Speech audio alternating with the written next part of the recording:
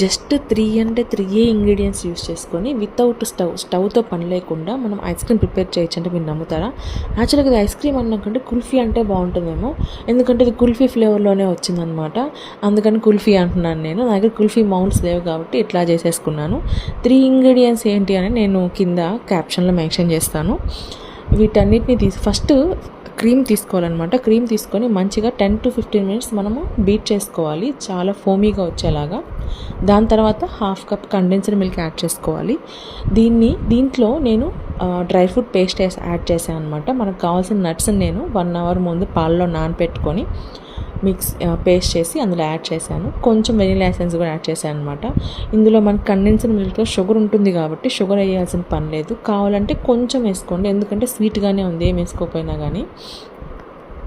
ఇందులో నేను కొంచెం పోర్షన్ తీసుకొని మా పిల్లల కోసం చాక్లెట్ ఐస్ క్రీమ్ ప్రిపేర్ చేశాను అనమాట. కోకో పౌడర్ యాడ్ చేసి 2 తీసుకెళ్ళి ఫ్రీజర్లో పెట్టాను. ఒక 6 అవర్స్ తర్వాత తీస్తే మంచిగా గట్టిగా అయిపోయిందనమాట. నాకు తెలిసి ఇది ఐస్ క్రీమ్ ఫ్లేవర్ కంటే కుల్ఫీ ఫ్లేవర్గా బాగుందనమాట. డ్రై ఫ్రూట్ కుల్ఫీ లాగా ఉంది, చాలా అంటే చాలా బాగుంది. మేబీ కుల్ఫీ మౌల్డ్లో వేస్తే ఇంకా అట్రాక్టివ్గా కనపడేదేమో, కానీ ఇలాగైతే ట్రై చేశాను సార్. నెక్స్ట్ టైం మాత్రం కుల్ఫీ మౌల్డ్లో ట్రై చేస్తాను. మీరు కూడా ట్రై చేయొచ్చు, చాలా అంటే చాలా బాగుంది. Thank you for watching.